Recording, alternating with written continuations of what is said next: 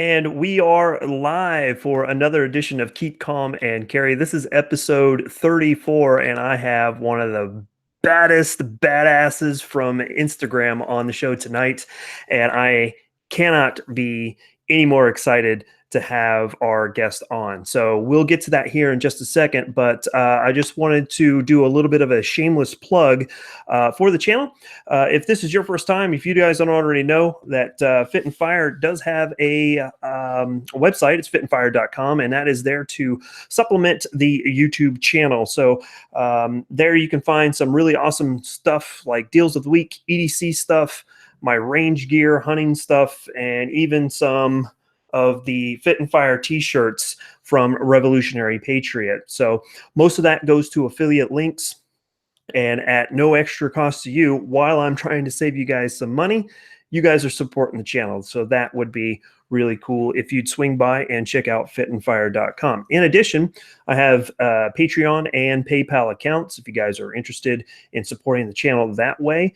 Or if you would like, you can always donate through the super chat function while we are live. Naturally, there's no obligation to do so, but it is much appreciated, and that helps offset the cost of ammo and range time. So that's pretty cool if you guys decide to do that. So really, thanks. So I always want to give a shout out to my Patreon members who are taking the time and effort to support the channel.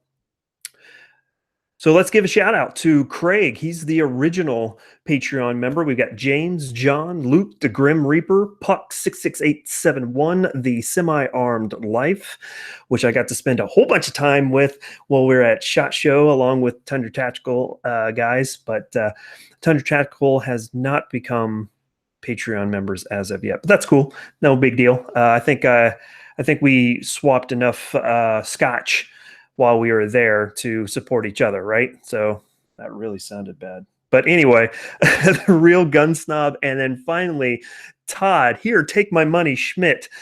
Really appreciate all you guys and supporting the channel. That is really, really awesome. So move my notes out of the way and let's go over to the chat room to say hey to all the beautiful people over there. We've got Andrew chiming in very first. Thank you so much, buddy. I sure do appreciate it. One of the things I have to say about Andrew is that he is a massive supporter for the channel, and he has the next installment of review video coming up here pretty soon. I'm going to head to the range this weekend, and we are going to be messing around with an awesome rifle. So more to follow on that. We've got WW Clay 86. Good to see you. 22 Cheapster. Man, it was so good to see you at SHOT Show. I sure do appreciate you stopping me, tapping me on the shoulder. A really great time. So Alana, hey, Semi-Armed Life in the house. Good to see you. Who else we got? Operator Tony, good to see you. I think I've got your phone number now through the grapevine. Josh's from Black Diamond Guns and Gear. They sent it my way, so we'll chat with you here soon. Dylan Brown, good to see you. Hey, there's Milspec Mike. Not really, it's Milspec Guy, but I said that wrong when we were at SHOT Show, and he gets he gets so irritated when I call him Milspec Mike. We got Mark going on. Izzy, hard tacos are the best. Long, good to see you. I hope you are feeling a lot better since SHOT Show. We've got the most beautiful head of hair in the chat room right now. Brandon Herrera, what's up, man? Good to see you. Good to see you. Yehuda, Kansas Brett. Hey, Kansas Brett. Oh, it's good to see you. It's so good to see you on Friday, man. It was really, really awesome to meet you. Let's see. Well, face to face, we've already met, obviously, but we got Frank, and let's see what else. Feeling okay, but the rest of the team are zombies, says Izzy. And then Mario chiming in there right at the last. So right on. Thanks so much for joining us tonight, guys. I sure do appreciate it. Naturally, if you guys have any questions as we go along, make sure you drop them in. If I catch them, I will ask them as we take our breaks. So, all right, let's get this party started and welcome one of the newest BAMPs that I have come across. Thank you so much to Atlanta for introducing me to the Angel of Verdun. Hi, Angel. How's everything going? And can you tell us about who the Angel of Verdun is? Hey, Mark. So first off, thanks for having me on. So Angel of Verdun is my Instagram username. Most of you guys know me from. Took it from the movie Edge of Tomorrow or Live, Die, Repeat. You know, pick your poison, whatever they decided to call it at the minute. But yeah, basically, you know, I guess a character that definitely had an impression on me. We're talking about picking screen names, but you know, a character that had an impression on me.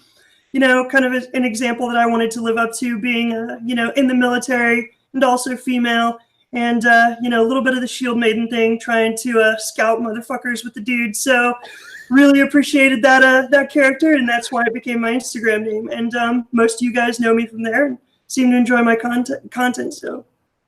Absolutely, absolutely. That is actually one of my most favorite Tom Cruise movies. And since a lot of people already say that I look like Tom Cruise, why not have a Edge of Tomorrow live chat between the two of us? I mean, you're Angel Verdun, I am Lieutenant Colonel Cage. So there you go, right? But I wouldn't be as much of a pansy as he was in the beginning. I can tell you that right now, you know, just because he's not supposed to be in fighting and all that jazz. But real quick, I got to say thank you to Atlanta for dropping in basically the $10 to say thank you so much for having the Angel of Verdun on. I'm so excited about this chat. So I'm excited about it too. And again, if you guys have any questions, drop them down. I'll get to them just here in a little bit as we get going. So we've already basically answered where the Angels of Dun came about, and you mentioned that you are in the military. So why in the world would you sign up and give your life away to Uncle Sam? Why did you join the military? So, strangely enough, you know, growing up, you know, I must have been dropped on my head as a kid, you know, my love of firearms, my love of the military. But no, it's seriously something I always wanted to do. And so I spent most of my life working towards that. Even at high school, I was looking at going into, you know, ROTC and then commissioning and joining the military. And yeah, it's a deep love of country, but an equal love of the job itself. So, you know, the Army is never quite what you think it's going to be until you get in there. But, you know, it turned out that I loved it just as much and even more. So, you know, absolutely believe 110% in the ideals this country was founded on, and then the idea that is this republic, you know, enough that I'm willing to bleed on the stripes to keep them red. And then the second part is I love the job. I love what I do for a living. I love that I get paid to, you know, jump out of airplanes and blow stuff up. And I love the people I work with. You know, it's nice working with a bunch of people just solely dedicated to making themselves better and defense of this country. So never met better people than in the military. Yeah, absolutely. It's a very interesting melting pot, to say the least. And once you basically have become friends or befriend individuals in your unit, those friendships last a lifetime, regardless if you end up, you know, staying connected with them for very long. Everyone you meet in the military has a profound impact on your life. A really quick anecdote is that my loader from my time in Iraq when I was on tanks had a really profound impact on me, just on his ability, even though he was my soldier, just his ability to process things and think things through a heck of a lot quicker than I could. And you know, I always had to be prepared for a question from him. And, you know, that connection there was really, really special. Unfortunately, he was killed in combat, but I do have a picture of him on my refrigerator, and I see him every single day and kind of remember that connection. So that's one of the awesome, just, you know, brotherhood, sisterhood, whatever you want to call it, that you get from the military that I actually kind of miss these days. So it's a little different. Yeah, absolutely. Yeah. So, you know, you've talked about, you hinted on, you know, jumping out of planes and stuff like that. So obviously in the military, you've got a lot of intense training that you do, some things that you have coming up here pretty soon. You know, what do you do to kind of push yourself? We all know that PT in the military is nothing more just to kind of maintain the fitness level. But what do you do to kind of push yourself and stay motivated on a daily basis? No, and I mean, it's a great question because, you're totally right. Depending on your post, and what the, garrison regulations are, you'll get like an hour, 90 minutes of PT every day. And then especially like if you get into the officer ranks, sometimes that stuff gets cut out. So it really is what you do on your own. Honestly, the workouts are kind of the motivation. Part of the reason I joined the military was I enjoy challenge. So I love to challenge myself, and that in itself is its own reward. But what my kind of philosophy is, my way. I'm by no means, my expertise is not in physical fitness, but my strengths has always been cardio. I can ruck a lot of weight, and I can run pretty quick with weight. So I try to leverage my strengths, so I don't ignore my strengths and actually try to build that so that I can continue to use it to fall back on. So I run a lot, I ruck a lot. We have a lot of distance, and then also try to work on my weaknesses. So it's a lot of running, a lot of cardio, and then upper body, pull-ups, push-ups. I'm always going to be struggling to not necessarily keep up, but maintain what I need to do my job. Well, not to do my job, but to be good at my job. And so I'm always focusing on kind of my trouble areas. So I, try to maintain what kind of comes naturally, what's easy, and then try to leverage my strengths and then mitigate my weaknesses. Right on. So, and that's something that I also found as my time being a platoon leader is I always had the young bucks, aiming for me.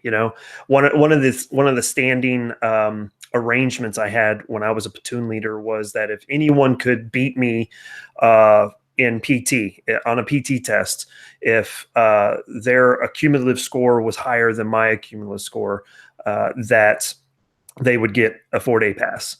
And so naturally you put a target on your back, but it was a positive way to reinforce those guys to push themselves during PT and do things outside of the work call. So that was always something I like to do. I don't think my commander really liked it very much, but I didn't care. So. No, it's kind of funny because I actually did the exact same thing with my guys whenever I was a platoon leader. It wasn't the PT test itself because male-female scales. That's hardly fair. But I did it on rucks. I didn't want to do it on a run because you get all the salty NCOs. Well, they're like, yeah, if I weighed 140 fucking pounds, I could run quick too. But no, I did it on the ruck. So we would do, we would ruck quite often. We'd ruck once a week for training. And then, we'd do one platoon ruck every month for time. There was, usually 9 to 12 miles.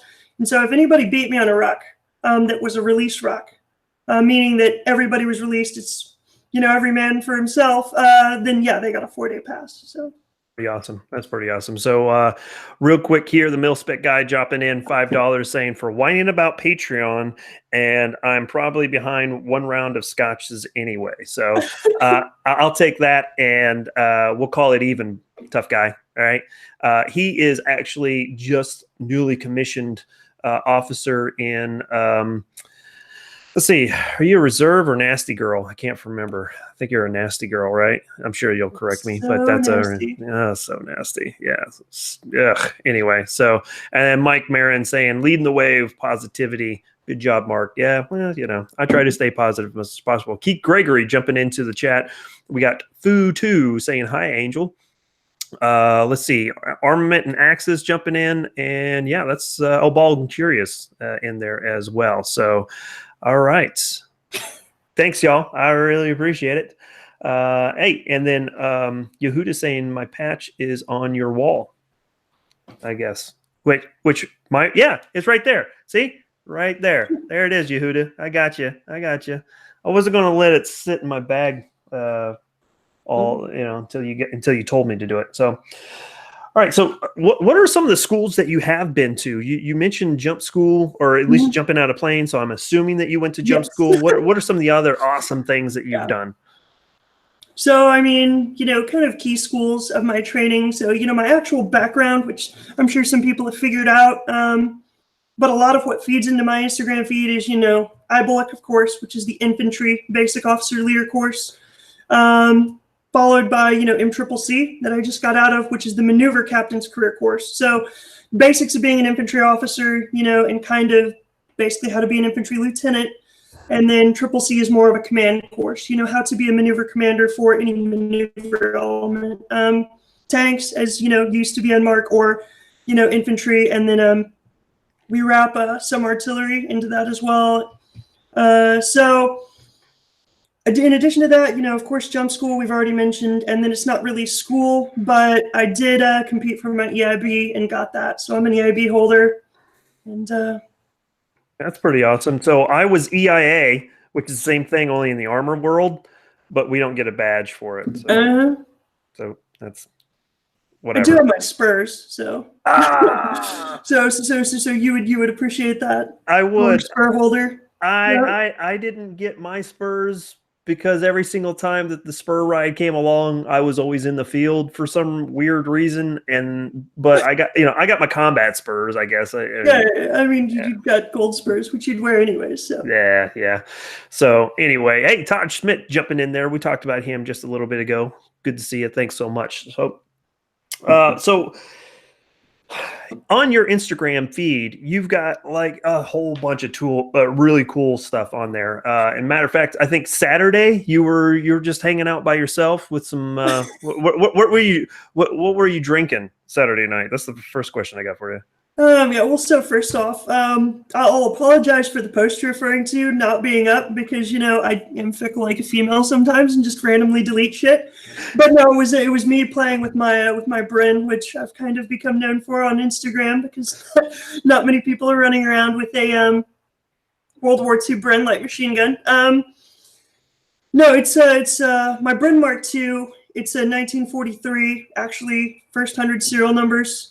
How I got it was kind of a totally different story, but no, I was drinking Irish whiskey, which is, my go-to these days, and doing some different manual of arms stuff on my Bren. All right, yeah, swapping out the barrels and all that jazz. That was pretty awesome. I showed that clip to my dad, and he sat there and he looked at it for a second, and he's like, "Holy shit, that's a Bren," and I was like, Yeah. "I know." So he got a kick out of that. So and that was actually really cool. You don't really see too many people jumping in on I don't want to say a antique weapon, but antique rifle and how in the world did you get your hands on that thing? That's so my Instagram had honestly just started, but I love Instagram for its ability to network amongst the, firearms community and just to network in general. And I had a conversation with a dude a long time ago about, hey, what we all talk about. What are like your top 5, top 10 firearms you want to acquire? And I had mentioned, a Bren. I love it because it's got such history, from, the British using it, it's Czech origins. Who doesn't love CZ-made guns? Then, like I said, the British got a hold of it, saw extensive use in Rhodesia. The Irish have used it, just an iconic firearm. And then also, it feels right. I handled one the first at Two Rivers Arms in Oklahoma, but, it feels right for a 240 gunner. It's one of the few guns I've touched and felt, kind of had that home feeling, because I carried a 240 for 6 months in IBOLC with my issued weapon. So I carried a 240 Bravo all over Fort Benning, Georgia. And so the first time I touched a Bren, I was like, this is not only historical, but it feels familiar. Yep. This feels like mine. And so I've always had a connection with the weapon. And then I got an Instagram message from a dude who's like, hey, I know you've been looking for a Bren. There's one that just popped up on a Gunbroker. And it was from a reputable builder, which there's not many. You'll see some re-weld jobs, but you never know who did it. This one was from Historic Firearms, which makes their money, doing re-weld re-weld and semi-auto conversions of historic firearms that were completely torch cut. So that's kind of the story on the Bren, you know. That's pretty awesome. I had a very short stint as a 240 Bravo gunner as well during my time in PLDC in Korea at Camp Jackson. So I had to lug that big pig up and down those stupid freaking mountains the entire time. Oh my God. I would not have wanted it in Korea. Oh my God, right? And the only reason that I ended up with it was because I was the only one that knew how to operate it. And I was like, you guys got to be kidding me. I'm the only, and it turned out in my my squad, I guess. Yeah, I guess it was squad. I was the only combat arms MOS. Everyone else was, you know, some other type of MOS. And I was just like, come on, guys. What you get when you go to school with a bunch of pogues. I mean, I know. But I will have to say Camp Jackson did have the best hamburgers on the peninsula. So Camp Jackson, from what I hear, because I never got to go there, it's pretty great. I spent lots of my time up at like scenic places like Story Life Fire Complex, and you know, Rod Range. So yeah. So good times. We've the very interesting thing off camera before we got into this live chat. The Angel of Verdun and I were just chit-chatting and found out that we were in the same stomping grounds in Korea. Good old Camp Casey. And we are actually probably walking around some of the same buildings, I think, at the same time. So same KSBs. Yeah. Basically Korean street food snack bars on the military bases, and they're delicious. Yeah. So did they let you guys go off post during that stint that you were there and get down into the Ville? Yes, they made the mistake of letting us do that. And you know the saying, you know, the quickest way to make E5 in the Army is to go to Korea as an E6. Yeah. Yes, it is. As a young platoon leader, I got some lovely iterations and repetitions in the Uniform Code of Military Justice. Life goes on, man. Yeah, it sure does. In Korea. Yeah, it does. So getting back to what I was talking about before with your Instagram feed, and naturally the thumbnail to this live chat is one of my favorite pictures that you've posted. It's pretty freaking awesome. What would you say is some of your favorite gear, like your plate carrier or your mag holders? You know, do you run a ballistic or a bump helmet? You know, all that jazz. What's your kit like? Right. So I can tell you, like, my practical everyday to the range. So, I mean, it kind of goes up in levels, almost like we have in the military, you know, different levels for different things. So every day, all day, anytime I go to the range, is my battle belt. So my kit's not sexy at all. I don't have any of the new hotness, but this is a Blackhawk belt from, I think, 2010. So one of the first battle belts to ever come out, and run it all the time. I absolutely love it. I'm resistant to change, unfortunately, even though I do adopt some new stuff. But, you know, just going around, a lot of my kit reflects my military experience. So Linzat Compass, always, even in my civilian kit. Multi-tool, Safariland ALS for my Glock. And it's got the QLS, the quick detach, which I have set up for everything from a holster for my Scorpion to my other Sig Sauer. You know, all my different pistols, admin, bunch of different stuff in there. Always with a climbing carabiner, same thing. Toss it to my military background. IFAC, mag power, 2 mag, and then 2 pistol. So that's basically kind of the minimalist kit that I run. And another thing is, you know, from the military, you also might have seen a radio pouch. So for work, that battle belt goes to work, and that's all my SI goes on there. My sensitive items, meaning my night vision, my radio, 2 rifle mags, 2 pistol mags. Basically, everything I need on me at all times stays on the battle belt because I'll probably never take it off. Then going up from there, if I was to leave the wire or something of that nature,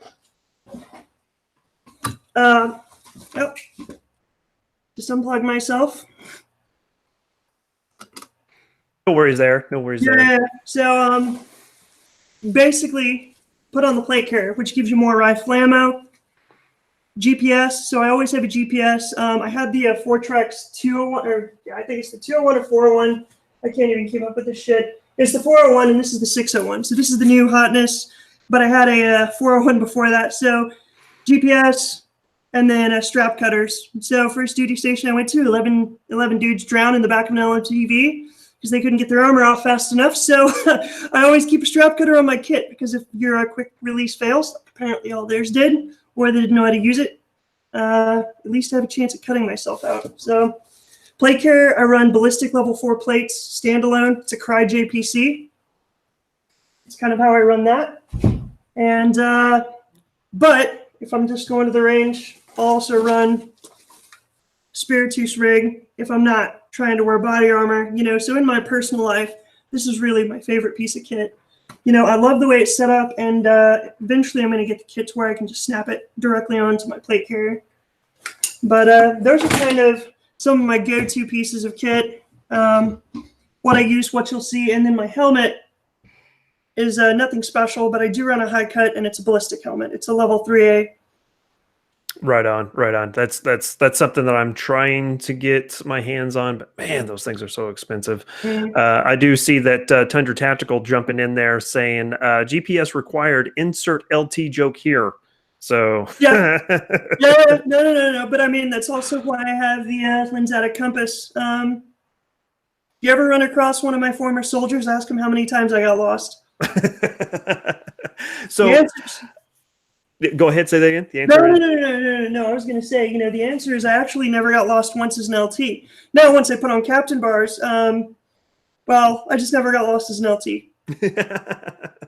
So I was extremely good at land navigation, but all of that went along the wayside as soon as I had to navigate my way through the Venetian hotel in Vegas. So, and the good old buddies at Tundra Tactical had to ask me from on a scale between private and LT, how lost are you? And I had to go straight to LT. I was like, I'm gone. It's perfect. Well, and it's kind of funny because so with a compass and protractor, like especially being from a, you know, having a technical degree, having a pretty technical mind, land nav just makes sense. With a compass, you know, and especially with a GPS, like very good at land nav, comes easy to me, but without a compass, without a GPS, so basically without the compass, my natural sense of direction is fucked.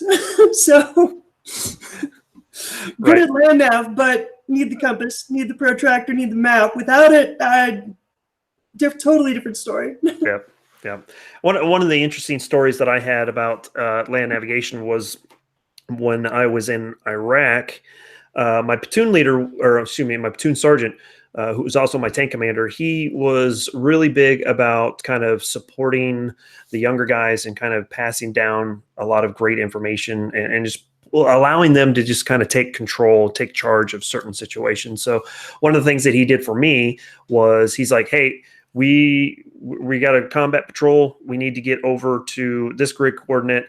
So tomorrow I want you just to go ahead and jump into the tank commander's hatch, and it's on you. You got to get us from RCP to that grid coordinate. So have fun. We'll see you tomorrow. And I was like, oh, great. So I studied that map all night long. I got some acetate and marked out some critical checkpoints along the way, and luckily enough, everything turned out just fine. So that was a really big confidence booster for me. So, yeah. Absolutely. All right. So sorry, guys, I got to crush the water. I've been extremely dehydrated over the last few days trying to get back into the swing of training. So let's see here. So you talked about your gear a little bit as far as what you got going on there. It was no big surprise to see a lot of banana clips inserted into your pouches. So zombie apocalypse comes or shit hits the fan. What's going to be your go-to rifle and or pistol setup? I know that on Instagram you see a lot of pictures of the G36C rolling around there. Right. So, but if it was shit hit the fan, what are you grabbing first? So, I mean, one thing is, so I'm not a prepper, but I do have a 72-hour go back. Like, I think, you know, most people who get pretty serious into, you know, tactical shooting and of that sort. And actually, it's kind of a copy of my military rucksack. Some of you guys have seen pictures of my rock. It's an Eberle stock gunslinger. And basically, I've got everything I would take to the field as a soldier, from ponchos to 72 hours worth of MREs, which can stretch to, much more than that if necessary, clothes, wet weather, all that same stuff, sleep system, and extra ammo. But really my go-to is going to be, I'm going to grab my plate carrier, all the stuff that you saw with the addition of my gas mask. I've got an M50 gas mask, which is the latest gen that we're issued. Bought one on my own because I think they're pretty cool. Won't talk too much about that unless people are super interested, but go-to pistol, of course, is what you guys have always seen. As a matter of fact, I'm pretty sure you guys don't know that I own any other pistols, but my Roland Special. Very nice. So Glock 19 Roland Special, you guys know kind of the list of mods, anybody who's familiar with Glocks, which I think is everybody in the firearms community knows the Roland. And then just like the mags that are always in there,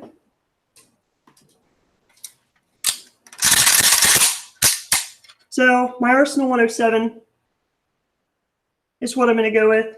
This rifle I've had longer than any other weapon, honestly, right now that I own. I've put probably about 3,500 rounds downrange with it. It's the rifle I know the best. It's the rifle I'm most comfortable with. And it's the rifle I trust the most. Everybody's going to say, well, what about ammo? What about the AR-15? And I'm going to take the Sergeant Major Plumley approach and say, if I want an AR-15, I'm sure there will be plenty laying around. Oh. So this is my trusted go-to in a shit hits the fan situation, or really in any situation. Right if I have to grab a gun out of the safe without thinking, this is what I'm going to grab every single time. What kind of buttstock is that you got going on there? It's interesting. So this rifle's worn a bunch of different setups. Right now it's my Russian Spetsnaz setup. This is all Zenitco. So this is the PT1. Let me make sure. Yeah. Buttstock. It's the Gen 2. So it's got some improvements, but it's just a 100 series folding buttstock. But the differences is, it's got an adjustable length and an adjustable comb, which for an AK with optics is sometimes a problem for people. So I like it. And then, of course, the B33 rail, which allows me to mount an optic on the dust cover, allowing me to actually fold the stock if need be. And then the Zenitco top and bottom and a purse light. So how do you, what's different about that dust cover that allows you to mount that EOTech on there? Well, so railed dust covers are good. Railed dust covers are relatively uncommon. Really, there's two. There's the TWS dogleg mount, and then there's this Russian B33. But most, traditionally, the AK 100 series AKMs are designed to have optics mounted with the side rail. So you'll have something, that will come up over the side and mount the optics above, but it's not directly in line, at least the mount is not directly in line with the rifle. And another thing is it doesn't allow you to fold the stock. That's really kind of the only benefit of the dust cover, especially with things like the RS Regulate, is that, you can't fold the stock as tight with an RS Regulate, which is just an awesome freaking optics mount. But yeah, this is basically allows me to mount it directly in line, very low to the rifle. And then, if I ever need to clean it, I can just flip it up, have access to the internals, and it'll hold zero, without question. So that's nice. That's nice. Was there a lot of modifications that you had to do yourself? Did you send it out to a gunsmith, or how does that work? That's something I've actually never seen before. So no. So all of this is just bolt on. With one exception. So right here, you can see the front of the B33 actually goes in and bolts to the side of the B10, which is this lower rail. And then there's another screw up here where it actually clamps onto the very top of the trunnion.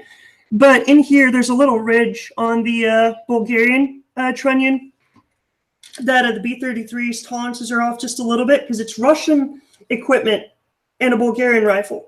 They're incredibly close, but it was off just a little bit. So I did have to take a Dremel to it and to file it ever so slightly to get it in there. But I had to be very careful because if I file it too much, it doesn't get a very tight fit. And, not having a tight fit on a optics rail is kind of a no-go. So it's about the only fitting I had to do. But, I've got, a MIG welder downstairs, Dremel, and a bunch of tools. I'll do some amateur, minor league gunsmithing stuff.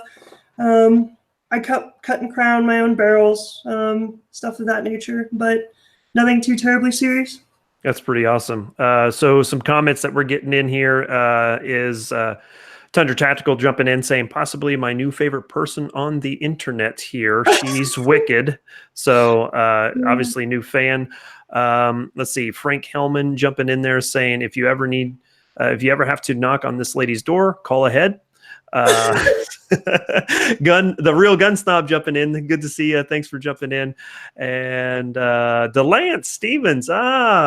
So many AK words I recognize, he says. So it's really, really great. I love you guys. You guys are so awesome. Let's see. High cap Clipazine says Bakelite is always right. So it is. He's a poet and didn't know it. So Midas Weebly says she should have, or does she have a YouTube channel? So let's kind of skirt that right now. I've seen some other people talk about it. We're just going to jump right on down to the question I had. Recently you were on a live stream that had Jim Fuller on it. I got to see. I walked by and saw him at SHOT Show, but I was too much of a person with a P word to not go up and talk to him. Right. But anyway, so tell me about that live stream. Tell me what's all going on with it and all that jazz. No. So actually both of my kind of co-hosts and really the brains, and force behind our live stream are in the chat. It's Clipazine, the man himself, and Tufu. So basically, they're two really good friends of mine, and we're like, hey, we should really do a live stream. We think that it'd be a lot of fun, and I mean, really, like, the sole motivation that all three of us do any type of social media is because we have fun with it, and we just want to share things that we're interested in. With other like-minded individuals. So, basically they talked me into kind of starting a live stream, and Clipazine has been in the gun community for a long time. And he's like, I think I might have some ideas on some guests to get on. And so I find myself at the pub drinking Guinness and probably about 3/4 drunk. And I get a Skype call from those two knuckleheads, Tufu and Clipazine. And I answer it, and he's like, well, so I got our first guest on the live stream. He's like, who's it going to be? And just by the looks on their faces, I could tell that it was going to be something ridiculous. And my personal hero for forever has been Jim Fuller. And so I'm like, I'm going to shit if it's Jim Fuller. And they said it's Jim Fuller, and I was just like freaking beside myself at the bar having a moment. So Clipazine knows Jim along with everybody else apparently in the gun world, and we were able to get him on and have a chat with him about some topics near and dear to our heart. That is pretty cool. I'm just typing a response to the Kansas Brit here. Doesn't cost an arm and a leg. Basically, he is saying that Bakelite is pretty awesome, and it's just too bad that it's getting harder and harder to find. So Right. My dad is looking for Bakelite furniture for his AK, and he's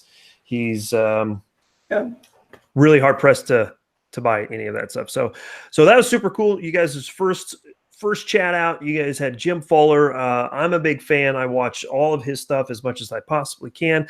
A lot of the stuff that he says goes right over my head, which is perfectly fine. But so tell us the name of the live stream that you guys do, and then kind of what's the format you guys are trying to aim for as you go forward.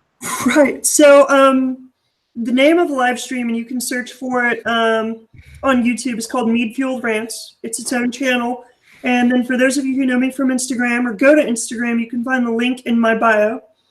So Mead-fuelled rants, and the story behind that is when I used to do Instagram live feeds, I would just get on Instagram while drinking mead and field questions. And usually, as the mead flowed, I would get more and more emotional about my responses, and hence the name. But no, so our format is very, very laid back. Like I said, the whole intent of it is to have fun. It's a project right now. We're not even sure what direction we totally want to go with it, but we'll come up with 5 or 6 topics that we want to cover. We'll address those and typically chase 2 to 3 tangents and see where it goes, you know? Yeah, and that's something that if you get the opportunity you and Tyler from Tundra Tactical, you guys get onto his channel, you wouldn't believe the tangents that those things go on to. I mean, we had, 2 weeks ago, I think it was a pre-shot show, a live chat. He and I had a chat together. He had show notes and he just tossed those right out the window because about 5 minutes in, he was like, yeah, forget this. No, and I mean, that's, we always say, you know, our channel is famous for 2 things, as was, you know, my live streams, and it's for being inappropriate and tangents. Yeah, very good, very good. Do you guys have a set day and time that you do this? No, not really. I mean, we kind of just throw it together as things come, especially since right now, you know, we're trying to get with some of our industry contacts and include a special guest each week. It's kind of whenever we get everything set up and then usually work around their schedule. So last week we had on Gary and Sandy Hughes. It was so much fun. 2 super awesome people. And we talked combat casualty care, which is something that is not very often talked about in the context of the civilian shooting community. And, you know, training and medical equipment, where to get it, what to do, you know, things not to do, you know, all that jazz, plus going down so many rabbit holes that were so much fun. Like, it was a blast, you know. Yep. So I've got my combat lifesaver classes that I can fall back on. I'm CPR certified with the first oh my God, Red Cross. Red Cross. My goodness, tonight's been a long one. So CPR certified with Red Cross, but a lot of that stuff is perishable, and if you're not staying on top of your training, just like you would, you know, you go to the range and you're doing your, you know, whatever training regiment you do at the range. If you're not doing the same thing with your first aid stuff, then you're doing yourself an injustice, because it's really easy to make a hole, but can you plug a hole? That's the major question. But Drew has another major question. He says, what is the word of the day? The word of the day is suppressor with a hard S. I don't know why it's suppressor, other than the fact that he told me it was suppressor for earlier part of the day, but I think it probably is suppressor because he probably bought a new suppressor. But yeah, there you go. With that being said, Mead-fuelled rants will be, there'll be a link to that in the description down below for this live chat. If you guys come back a little bit later and check that out, I'll have that down in the description below. So if you guys would, please swing by, subscribe to the channel, and jump in on those live chats and crush it in the comment section, in the chat section, like you guys do with mine. Thank you so much. Oh my goodness, I'm having a problem here talking. I need some more water or something. No, 22 Cheap Star did not mean gun muffler. But even though the guy who invented the suppressor was the son of the guy who invented the muffler. And Armament and Axes dropping in $2 just cuz, bro. Thanks. I really do appreciate it. Is that just because Big Red won, or just because you consider us brothers? So, because the Big Red one is right there. So, all right. Let's get back to it. Here, a couple days ago, you issued a challenge on Instagram, and it's one I'm going to work up on. But I've got my priorities set right now. I don't know if I've mentioned it to you. You probably picked it up through my Instagram stuff. But for you guys that don't know in the chat room, I am training for my first amateur fight, March 30th. I will be in the ring in Junction City, and I will be debuting as an amateur kickboxer, so I'm super excited about that. Just yesterday, I got to spar with a professional MMA fighter, a guy by the name of Isaac Doolittle. Just Google his name and you can come up with some of his fights. That was really cool, and he took it easy on me, so I really do appreciate that, Isaac, if you're watching. But on your challenge, you talked about the UDF. Tell me what's going on with that. Tell me about the challenge, and I got another question about it as well here in a second. So, no, so like I said, especially with Mead-fuelled rants, we like to address some oddball issues, but things that are kind of near and dear to us that you don't necessarily see a lot in the civilian firearms shooting community. So we addressed medical in the last one. And once again, I encourage you guys to look at, 3C Medical, which is the company that, is kind of branching off Mod Outfitters that Sandy or Gary is starting up. Lots of cool things coming out with them. But going back to it, fitness is another one. It's primary weapon system, if we're talking about combat shooting, which a lot of people are getting into more and more, are trying to angle, more towards combat, combat style shooting versus maybe angling more towards competition shooting or target shooting. But, primary weapon system is between your ears. Secondary weapon system is your body. Tertiary weapon system is what you actually carry. So, really wanted to just kind of bring some fitness awareness to the shooting community. And so I issued a challenge, and my name's Angel of Verdun, from the movie Edge of Tomorrow, as we previously covered. UDF is the United Defense Force that they all served in. So I was like, why not? UDF challenge. And basically, I'm not saying it's a combat physical fitness test. It's just tests a bunch of different things while wearing ballistic plates, which is something a lot of people aren't used to having to perform while wearing. So it's 1 minute of pull-ups, 1 minute of push-ups, 1 minute of dips, and 1 minute of planks. Then it's a 3-mile run, all for time. And basically the challenge was if you come within 10% of my score, there's some details posted on my Instagram of how to film it. But if you come within 10% of my score, you'll get a permanent, tag on my page. And then that's the first part. The second part's going to be marksmanship, which is the 20-round SRM qual for the 75th Ranger Regiment. One Very of my nice. best shooting buddies as of late was a Ranger Regiment dude, and I really like their SRM qual. It's very easy to do. It's 20 rounds, 25 yards. Super, super easy for a lot of people to perform. Same with the kind of calisthenic exercises I chose, and also tests a lot of different things. Shooting on the move, shooting from a turn, stop, shoot, move.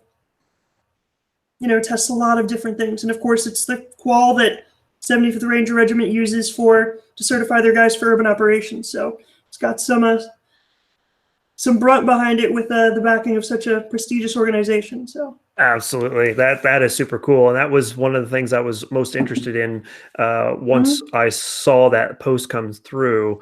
I was fairly confident I could make all of it except for the run. The run right now would be pretty challenging for me to do 3 miles with a plate carrier, and it was what, 27 minutes, 28 minutes? Yeah, 27 minutes. And so actually tomorrow, feeling a little under the weather today, but tomorrow I'm actually going to try to redo it because the biggest complaint was that I didn't do dead hang pull-ups. I did kipping pull-ups, which I should have known, and it's a coordination thing. I get it. It's not necessarily a test of raw physical strength because not everybody, has practiced how to kip, but everybody can do a dead hang pull-up, or at least can perform the motor function of doing the dead hang pull-up. How many they can do, we'll see. But so I am going to redo it with the dead hang, redo all my times, and so that'll be posted. And I was waiting for that to release the shooting. I haven't got a chance to go to the range to do my qual yet. I've done it many times before, haven't recorded it, but that should all be up tomorrow if I can kick whatever crud I've got. So right on. Definitely a lot of that stuff going around, especially for those people who went to SHOT Show. They ended up with the bubonic plague, I think. So real quick, Tundra Tactical, thank you so much for dropping the $5 in the super chat. That is awesome, and it is to the Fit and Fire Land Navigation Fund from Lego My Mego, or as Alana calls her affectionately, Megatron. So, so thank you so much for that. I really do appreciate it. So the IDF challenge is actually something just goes straight to my heart, because obviously Fit and Fire, that is a major keystone to kind of the charter of what my YouTube channel is about. Naturally, when I first started the channel, it was guns, gear, and the fitness to run both. I've kind of diverted a little bit from that, where most of my fitness stuff is over on my Instagram feed, because to be frankly honest with you, a lot of people were just not interested in watching me work out. Who knew, right? So, so I am going to try to get back to that a little bit more. And I think one of the angles that I'm going to take is, while I'm doing my gun reviews and talking about, say, the ZZ Bren here that I'll be talking about here, I'll be taking that to the range this coming weekend. I'm super excited. Everybody says that it is a sweet shooter. It's so smooth shooting. So I'm super excited to try that. But the B-roll that I will be kind of fitting into my gun reviews will be me trying to basically shoot and crush a workout at the same time. So so I got to figure out how that's going to work. But the great thing is I have a range that I have full access to, and I can do those types of things. So yeah. Well, and to address a couple of questions here real quick in the comments. So people were asking, hey, I don't have a plate carrier. Totally acknowledge that. And so in the post, I said, basically, if you run with a 20-pound pack, it's the same, because I know everybody doesn't have access to body armor. The whole deal is just getting used to working out under load. So it's the same thing. Can you pull yourself up? Because we don't go to combat, wearing, gym shorts and a t-shirt. We've got to wear all that shit, and usually it's much more. So it's performing certain muscular functions with load. So yeah, 20-pound pack is exactly the same. You don't have to have a plate carrier.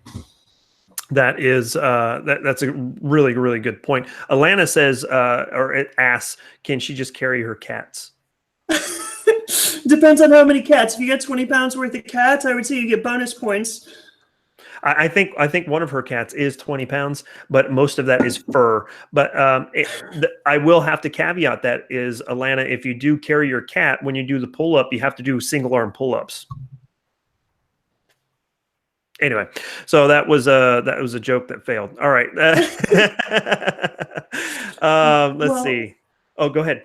No. So I mean, it's just, when people start talking about combat shooting, they throw around the word gunfighter. Well, it's exactly right. It's fighting. Any type of fighting requires fitness. And anybody who's done, once again, not a combat veteran, nor would I ever claim to be. I'll talk about combat veteran stuff once I am a combat veteran. But for those who have gone through live fire exercises, whether at the fire team up to platoon level, it's a very physical event. So that's all that I was trying to do, is bring a little fitness awareness into the gun community for those angling towards combat shooting. Fighting requires fitness. And then the other thing is, it's just, have fun with it.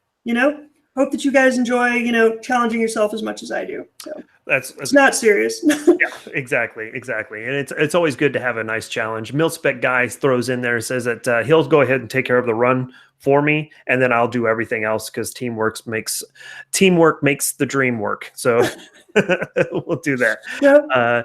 Yeah. So question I'm going to drop in. This is going to be one that I haven't talked to you about yet so far, but this is one that's been kicked around a lot, especially on the memes and the YouTubes and the Instagrams and the Facebooks and all that jazz, is who would win, Frank Castle or John Wick? Well, oh man, I know what I want to say, so I'm going to fucking say it. No, I would say Frank Castle, because, he's a trained combat veteran with special operations experience, and John Wick, going to piss so many people off, is a glorified 3-gun shooter. Oh, is he? Is that it?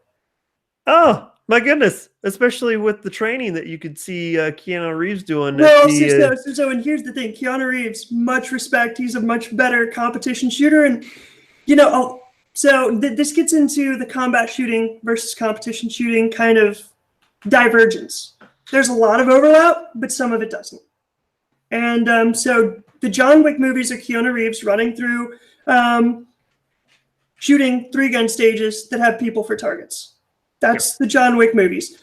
I love the John Wick movies, but, you know, I'm just saying. Yeah.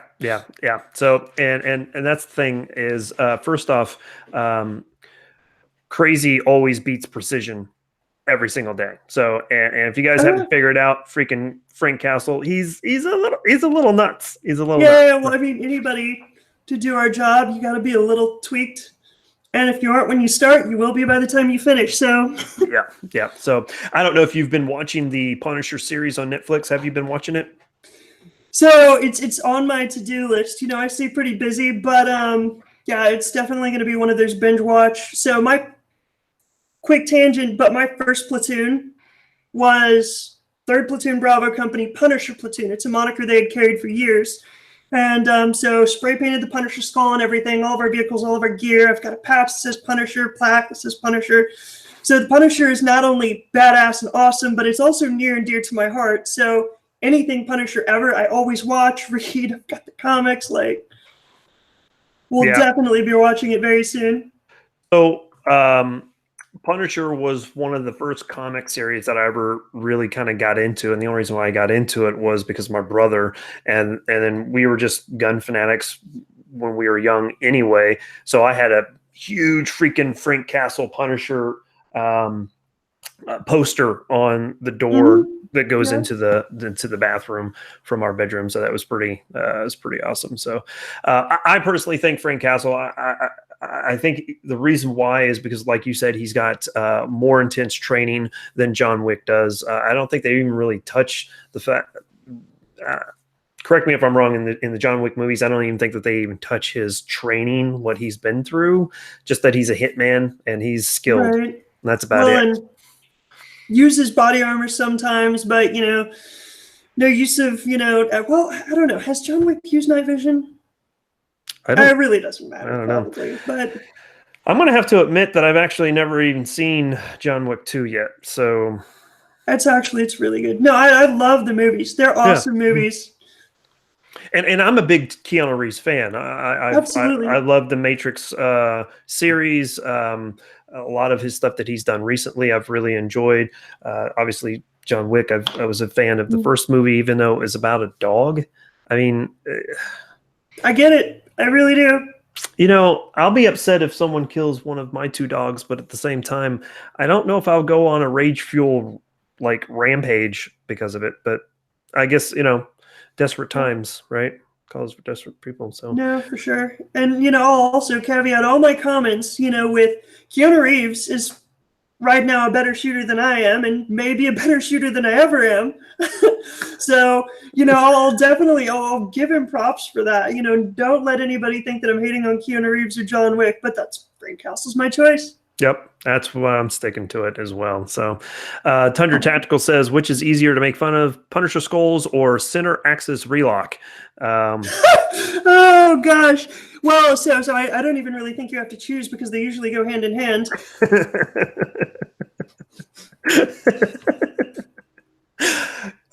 You got to say something while you're doing it. Oh yeah, no. So yeah, apparently I've got to do the center axis relock.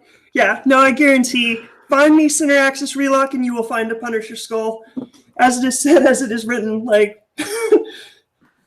indeed. Let's see. Armament Axis says, love Wick and Keanu Reeves is a cool dude, though he is pro 2A. Wonder how much real shooting John Berthal has done. That's a good question. Yeah. But he's been at SHOT Show. He was at SHOT Show last year. I don't know if he was there. I don't know if he was there this year, but he was also at NRA last year as well. So if he went to both of those, I would imagine he does some shooting. Now, I don't think that he went over to the Taryn Butler Ranch and shot, but I don't know. He seems to carry his weapons proficiently in the series. So I'll say that. All right. Well, what do you have any questions for me? You have any questions for the chat room? What's going on your side of the world? My side of the world? Yes. How much, man? Like you said, just prepping for the training. Like I said, you guys can expect hopefully some new scores up soon for the UDF challenge, so that I can do dead hang pull-ups, make a lot of people very happy, and then I'll do the shooting eventually. But if I'm not able to do the shooting, I will at least post the shooting challenge, and then I will post me shooting later, so that everybody can get after it. And if not, just have a really fun shooting drill to add to their repertoire. Outstanding. What is, I'll just throw this in here real quick. What is your favorite shooting drill to date right now, besides the Ranger qualification that you talked about earlier? What is one of your other favorites? Well, I mean, so it's funny because I was exactly going to go to that. Like, that's the one that I do more often than not, just because it's so easy to do with little equipment and it tests so many different motor functions. I like the 18.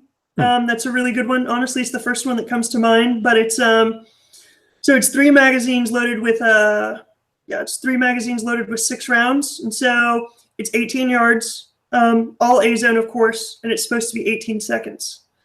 So 18 yards, 18 seconds, A zone, with 3 magazines, and so basically first 6 kneel, emergency reload, 6 rounds, prone, another 6 rounds, an emergency reload at each, stage. So standing 6 rounds, kneeling emergency reload, 6 rounds, prone, emergency reload, 6 rounds. Nice. I'm going to have to try that one out. That one sounds good. Yeah, and it's really one of those things for me. It's kind of been that check the block. Hey, am I proficient at my weapon system? Because, for me, being proficient at a weapon system is not only gun mechanics and accuracy, but how well do you move with it? And it's, can you change levels really quick with it, and then reacquire, because a lot of people can do, El Presidente or stuff, where they're just engaging on a single plane, or drills that don't require them to reload. That one, I think, once again, same with my UDF drill, just tests a few more facets in one go. Outstanding. Well, that is pretty awesome. Let's see. Last question for you, and because I'm a geek like this, what is your favorite TV show, series, movie? What are you watching on the media right now? No. Don't please God, don't say The Bachelor. No. It's worse. It's much worse. It's much worse. No. It's actually Vampire Diaries. I'm nothing if I'm not honest. It's Vampire Diaries. It's vampires in high school. Okay, I mean, I can deal with that. I mean, I may be, a dedicated infantry combat killer, but yeah, that's okay. The band Placebo did the song "Running Up That Hill" for Vanguard. That's one of my favorite songs. I have a soundtrack too, of course. At the end of the day, well, and a lot of people see on my feed, there are brief snippets where they're like, okay, I'm still a fucking, chick sometimes. There's still selfies, there's Vampire Diaries. So Alana said, dropping in the no, why? Oh my God, why? If nothing else, never let it be said that I'm not raw and unfiltered. I'm pretty blunt and upfront about everything, the good, the bad, and the ugly. So what you see is what you get. Yeah. Well, I would be lying if I don't admit the fact that I get drug into The Bachelor and Bachelorette every Monday. So yeah. And then the next thing I know, 10 minutes into it, I was like, can you believe this bitch right here? Oh my God. What is wrong with her? Why would you say that? Right. Yeah. So I don't watch The Bachelor and Bachelorette, but it's, like I said, Vampire Diaries is just as bad, if not worse. So yeah. So you have to sacrifice a little bit of your time for your partner, I guess. So whatever. Yeah. Well, and it is. So I will say it is ironic because I'm quite the contradiction in so many ways. But yeah, usually it's I will find myself cleaning weapons or working on weapons. So I'll be doing gunsmithing at my coffee table while watching Vampire Diaries and drinking whiskey typically. So yeah, studying contradiction. Yeah, same here. So anyway, one last question I had for you. I don't know if you brought it up, but the plate carrier, which plate carrier are you running? Right. So I run the Krag JPC. It's the Gen 1.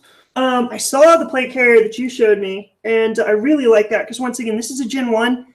It was probably the hottest thing out there when it came out, Yep. as with my battle belt back in 2010.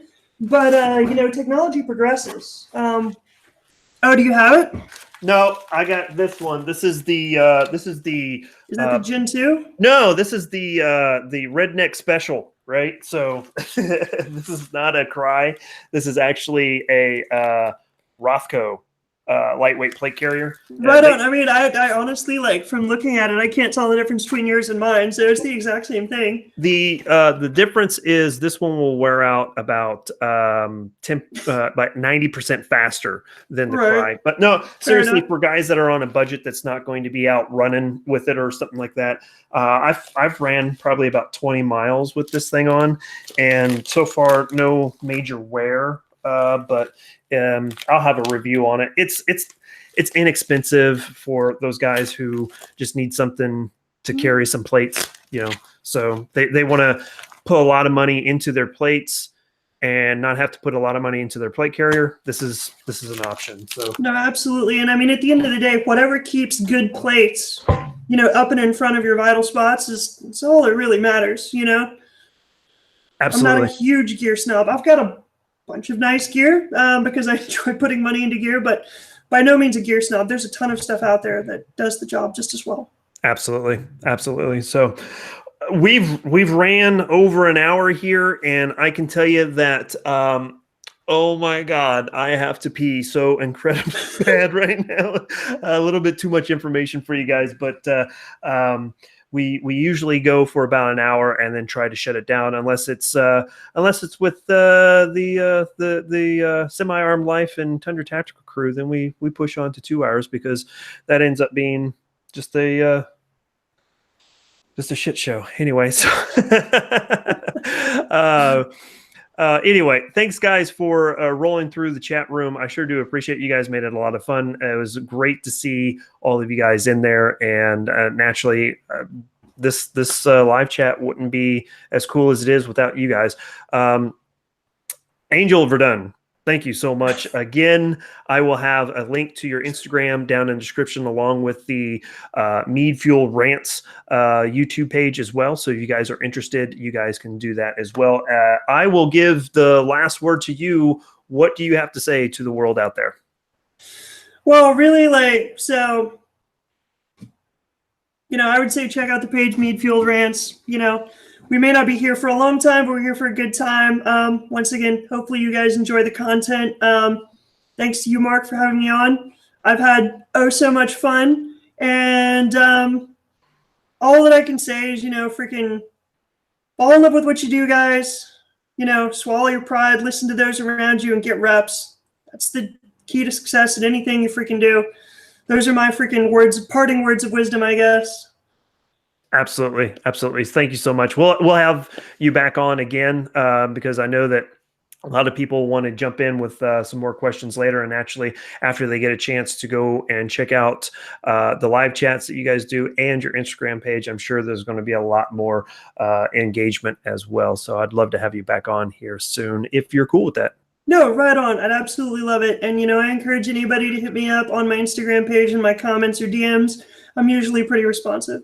All right. Absolutely. So there you go. I've got to go now watch Edge of Tomorrow, because that's just one of my favorite movies. And now I've got Angel of Verdun stuck in my head. So thanks so much, guys. I sure do appreciate it. Real quick, I will let you guys know again, amateur fight coming up March 30th in Junction City, Kansas. If you guys are near, please swing by. If you guys are interested in watching it, they will have a live stream. I believe that you may have to pay for that live stream, but a lot of that money goes to helping veterans as well. So if that's something you guys are interested in, that's great. But I will also have a video on my fight once I'm completed with it, and I will have the footage from the stream as well. They said that they would be more than happy to give it to me after the fact. So really would appreciate your guys' support, as you guys have been doing an awesome job supporting me so far. So thanks so much for that. Naturally, we will have another awesome guest next week. I think the Bagel Dynamics crew already knows who it is. So I had to give a shout out to the Bagel Dynamics guys and gals.